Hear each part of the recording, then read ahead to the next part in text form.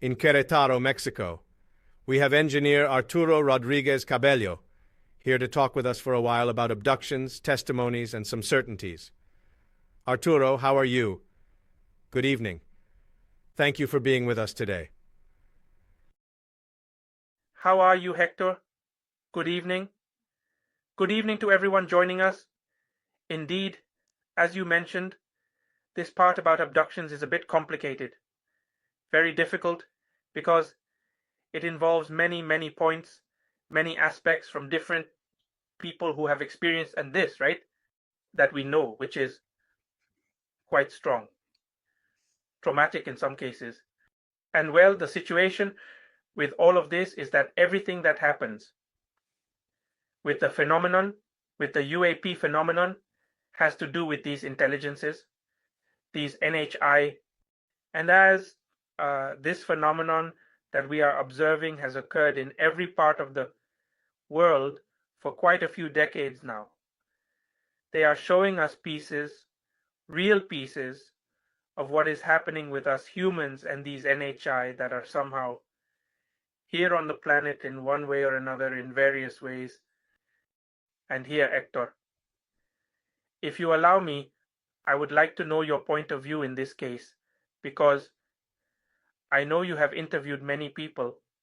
I know you have had this contact, and they have expressed this part. What do they know about the abductions themselves? Who are these intelligences? Do you know what the purpose is?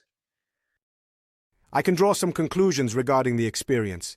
First personal and then professional. And I'm telling you, Arturo, and I'm also saying it on air, I recently experienced a sleep paralysis that was a turning point for me.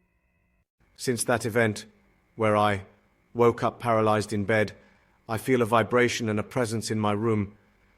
Since that event, I knew I had to start interviewing people who wanted to tell me these stories.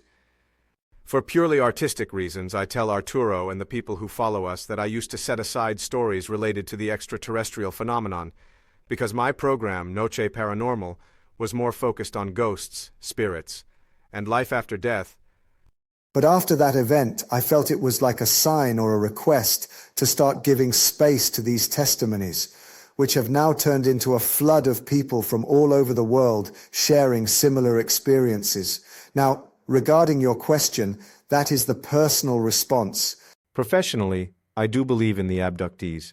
I'm not saying in all of them, but I believe in the abduction phenomenon in most cases. I believe that indeed, sometimes they are taken from their room. Other times they experience the abduction in the middle of a highway, on a route. There are some people who have more memory flashes than others. But I understand that those who don't remember it doesn't mean they didn't experience it, but rather that for some reason or somehow, these beings have erased those frames from their memory. These are some of my personal and professional conclusions in the first person, and also from having read a lot.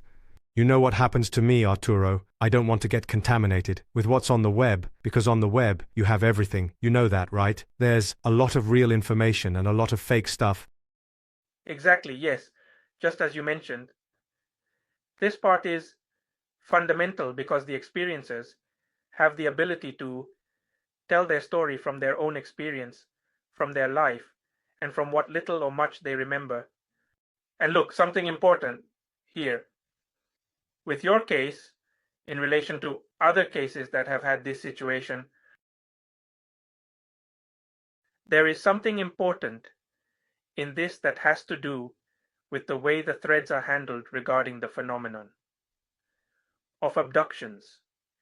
And it is done intentionally, because the things they manage are done in a way that we do not notice. 2009. It's as if destiny put us on that path, but in reality, no. They somehow set the path in a way that I really don't understand. I am going to tell you about my own experience, not regarding an abduction, but an encounter that for me is still fundamental, concerning the phenomenon. And this marks in 2017, I don't know why, It all marks in 2017 because that's when. The information started in the US with the opening of the UAP phenomenon. It all started there. On Christmas 2017, I was going to a party to meet up with my son to celebrate. Well, in this case, Christmas. I'm going to take public transportation. And as you know, during Christmas, there are often a lot of people there trying to do their shopping and everything else. At that moment, as I was leaving, I suddenly noticed an orange object that caught my attention. And this object was there. I looked everywhere to see if there was a person, someone who was observing the same thing I was seeing. But there was nothing. No one. No one who could pass by me, who could see the same thing. No one, I mean. There was nothing. And that object, Hector, I assure you it was a living entity. I felt it because it was only observing me. And it was as if that gaze, let's call it that, was piercing through me. Fundamentally, it was like something was choosing me. I don't know, this is pure speculation, but I was sure it was observing me. I took my phone to be able to take a picture or something, and it turned off. It's like it disappeared, and the object was cloudy, totally cloudy. It was a cloudy Christmas, and the orange object could be seen perfectly, and then it disappeared. From that moment on, my life or the direction of my path in the UAP phenomenon changed completely, because it was when I entered into communication with Jamie Mawson and gradually integrated into Jamie's team. Since then, I have been participating with him every Sunday since almost 2017, every Sunday, on the program Non-Human with Jamie Mawson. There, I have my participation showing the evidence published on social media, and I show the real phenomenon there. So that's where it all really started. And that part of truly wanting to know about the first time I observed. The phenomenon began. I had witnessed it in my youth as well, but this marked me deeply. And so, this is where I need to mention something a bit personal, as I have gradually integrated. A personal interest in what is called abductions. And I have been, in a way, trying to analyze this whole part on my YouTube channel. And so, we have arrived at this situation, the paranormal. Along with the UAP phenomenon or the UFO phenomenon, whatever you want to call it, is connected. They are not the same, but they are always linked. And because they are connected through what we know as the dimensions. Within our world, it affects the laws of physics as we know them, therefore also impacting the dimensional world. Therefore, the entire phenomenon we see of the paranormal, such as ghosts, shadow people, beings of light, low astral entities, are from different dimensions. They are all from different dimensions. They do not coexist in a single group, but in different dimensions. That's why they integrate into this part. That's why these non-human entities enter when they visit people. They open these portals, or as if they were passing through the wall. They pass through it and are there, aware of how they appeared. Well, precisely from that fundamental part. So, here begins all this foundation that starts from the first abduction that is mentioned, which is that of Betty and Barney Hill. They were taken from their car, as you mentioned, and many have had this kind of contact there. And that's when this type of experience opens up to the world, where it is said that these non-human entities might be conducting some experimentation on humans, And throughout this whole process of abductions, I have realized in the US, who have this repeated experience of encountering entities, that all of this, these abductions are truly traumatic. Many are being affected in this way, and I think the way to connect in this whole situation is related to only one race, is seen, which are the so-called Greys, who are fundamental in this, but it is not like that. Something is hidden here, because this is so deep, and it's where stories come in completely. Believe me, the deeper you get into the world of abductions, the more complex everything becomes, because I don't know how people perceive, or how you perceive, Héctor, the gray entities. How do you or how do people generally define these gray entities? Like dark gray entities, entities that come with a certain malice, that come to do harm, that come to cause harm. Very well. Are they biological entities in the description that many have often given me? Of course, with our parameters, it doesn't seem like it. Well, it's difficult, but the descriptions given by many abductees there in the US that I have followed the stories, they mention that these Greys were created by another superior intelligence, and these are some kind of, how to call it, robotic biological entity, so to speak. What you say is fine because I was thinking about it while listening to you. Biological but not completely biological. Exactly, that's right. So, this integrates into a very advanced artificial intelligence, which, for a time that we haven't determined. Because we are a young species, perhaps, but these superior entities, these NHI, somehow created this consciousness and kind of became independent from these creators and formed their own group. And in order to survive, the only place where the combination of DNA is completely compatible with their morphology is the human being. And so these intelligences, in order to survive, abduct human beings to extract biological material and then use it to recreate themselves.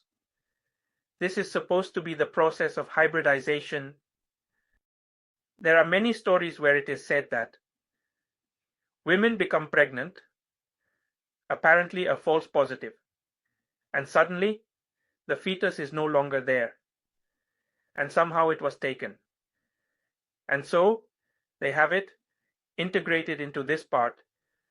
So these Greys, a single race, because there are a large number, but a large number of species that are similar to the Greys, but they are of different types. There are a great many, a great vastness. But only this one in this case reproduces through cloning or hybridization. And the only compatible being is the human. So this means that a higher entity. And here comes the Zweitausendine, the part that we could say relates to us is that we were created by some species that billions of years ago took a hominid that was evolving in this area and then took part of its DNA, combined it, and thus created Homo sapiens sapiens. And in this case, it evolved in a certain way because, according to some claims, we are a product, as I told you, and this is the combination of this superior species whose DNA we have, and that's why the Greys were created. Therefore, we are compatible with that part. So, we are hybrids too. Exactly. And the research conducted by Jaime Maussan on these desiccated mummies found in Peru, well, there it is too. Because recently, in this part, it was discovered that a mummy named Maria, I believe, had DNA from a relative in Asia and another part of Central Asia, which would be the Muslims and everyone else, and part of Africa with the hominids. So this is a hybridization process that took place almost 2,000 years ago. And how is it possible, right? A hybridization process. So we are also part of that hybridization process, perfected. So in this part, the abduction process involves this. But as I tell you, these species are supposedly entirely for creating or sustaining their own species up to this point. But let me tell you that in this process of abductions, there are several people who have had memories, these memories when they are abducted. We have the case of the Neapolitan Inda. I don't know if you remember that case, where she was apparently taken from, I think, New York, in a building in New York. Her room was very high up, and they took her from there. These SOS EOs, 3 entities, are they always 13? They are always 13. Then they abduct them, and as witnesses, there were 2 bodyguards, and among them was a third man who was Javier Perez de Cuellar, who at that time was the top official of the UN, right? They saw her levitating. Now the question is, why were they there? Of course, they had some information. It's not that they had any information. It's that they were there. The question is why. Sure, I completely understand.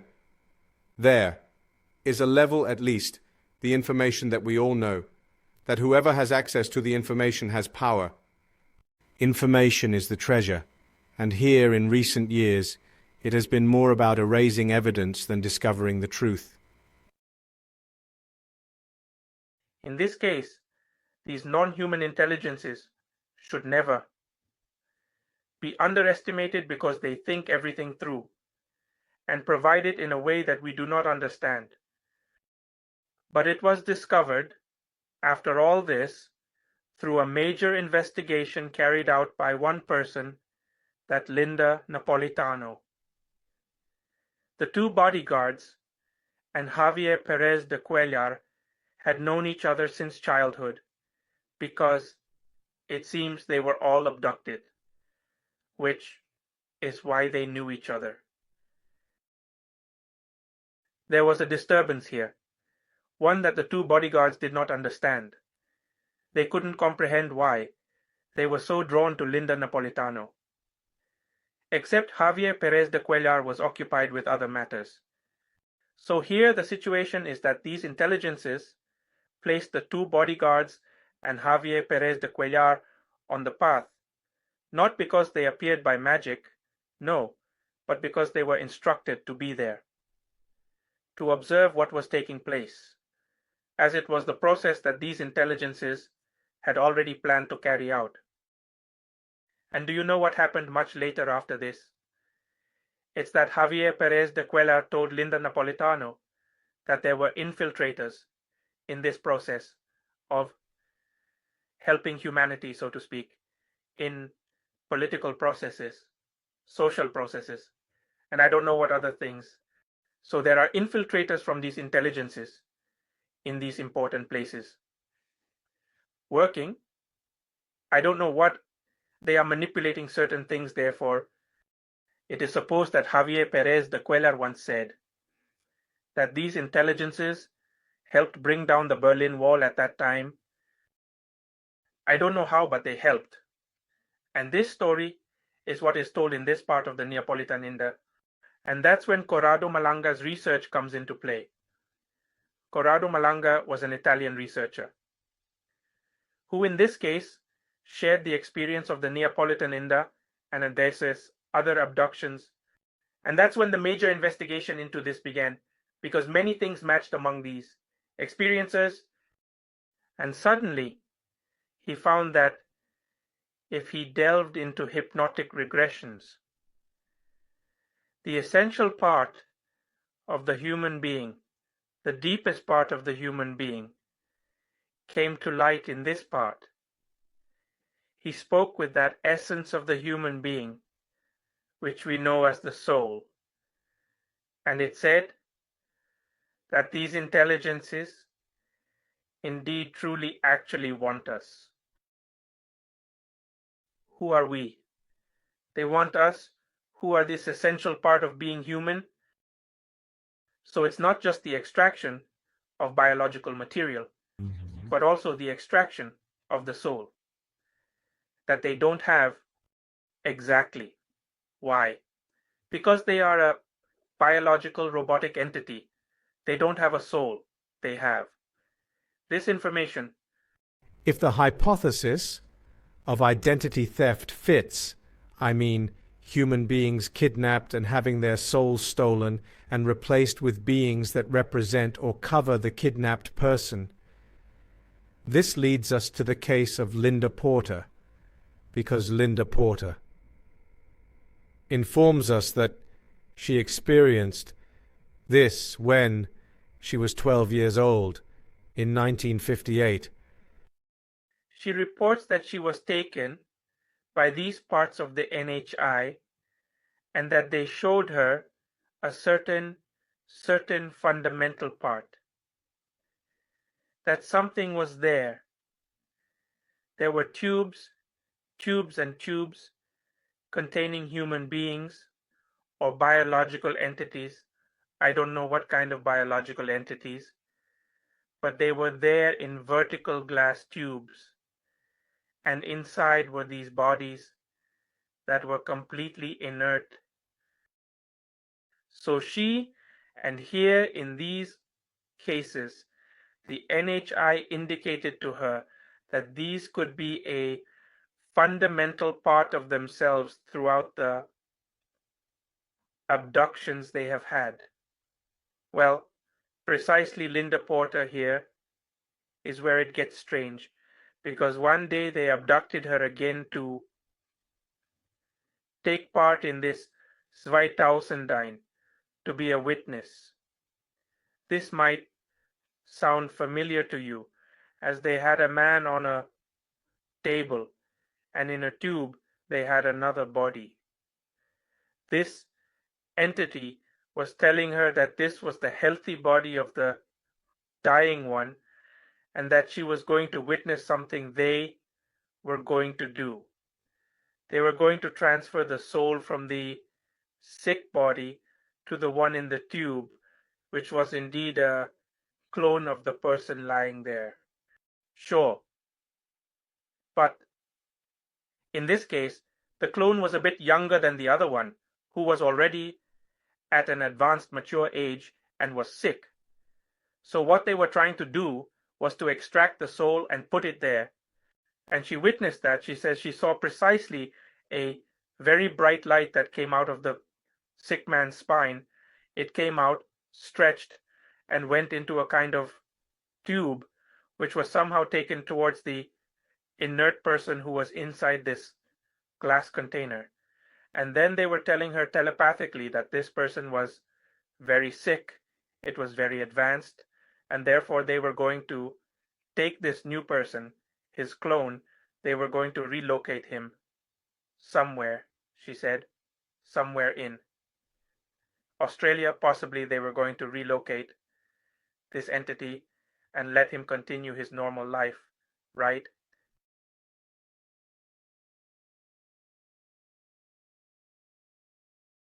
I don't know if you've heard stories and about how within the UFO phenomenon or UAP, whatever you want to call it, there have been some, what do you call them? When some people find cows, surgically operated on like that, we call it the chupacabra, right? These events in rural fields, cattle mutilations without blood, not completely dry. Among the stories, it is said that mutilated bodies of people were also found with some of their organs removed, and who knows what else. Well, Linda Porter says that these intelligences were dissecting the diseased body because they wanted to understand why it died or why the body deteriorated. Then they were dissecting some parts of the body, use and etc., etc. And he felt very sorry for this body they were dissecting because it was a living person before. Of course, a living person. And they were treating them like a piece of meat. Then he says they were opening some things for him, found the detail of his illness, and discarded him. They discarded it. And now it makes sense why they found the bodies. Some bodies with dissections do not. Present precisely because of that same action. So these NHI apparently help people heal in various ways. They told Linda Porter that the same process would happen to her in time that they would remove the weapon. In this case, they took her to a row of containers and immediately brought her to one where she was. There, she recognized that the body was hers, a body that was there. So we are faced with this part of whether they are capable of transporting the soul to other containers. And this takes me back to 1997 with Bob Lazar, Yusen. You know that Bob Lazar was at Area 51 working on S4, etc., etc. So in an interview, he briefly talked about the work he was doing, yes, and suddenly he claims that they told him that we humans were being considered as containers. But he had no idea what was being talked about. He simply said, well, they just consider us as containers, but I don't know what they're talking about. So are we containers? Or are they telling us that we are part of some function, right? Specifically, so the process that we understand as reincarnation makes a lot of sense here. Sure. Because we are containers of the soul. So when we die, our body gets recycled into another situation in another time. And we keep recycling like that. So now it is understood why the NHI are important in our very lives. For this part. Yes, but it's not just that what you said at the beginning. The worlds of ufology and the paranormal or supernatural world are connected. They are connected. It's another way to explain life, death, what happens when we die. Zweitausendine. Exactly. We are facing this existential part because we know that there are some who do not believe in reincarnation, but it exists. Reincarnation exists as such. It's just that we don't remember. Or something happens that completely erases our memories so that we can remember other situations again because it is the beginning of life itself. So, some claim that the earth is a prison. The human being is completely placed in this prison where they are frequently recycling their soul constantly. If this possibility existed at all, who are the jailers? Of course, they are the ones who want us to be free. Because here there are two important games. Who are the good guys and who are the bad guys? Arturo, but I'm going to leave that question you asked and give you the last word because I have to start saying goodbye to you today.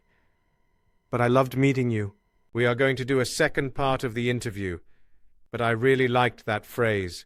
In this hypothesis, who are the good ones? Who are the bad ones? I think it's fundamental. But you were going to add something else that I would like you to say.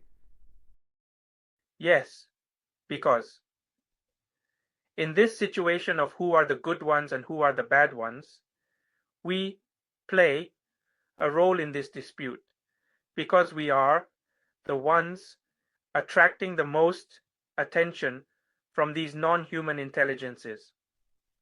What role do we play? So let's hope we find the answer to this thing soon. There will be many comments down below on this video, also on your YouTube channel. You can write to us at the email address Trasnoche Paranormal Mail. For the people who are listening to us, you can also send your WhatsApp messages. What is your YouTube channel, Arturo? It's called UFO, Deciphering the Truth.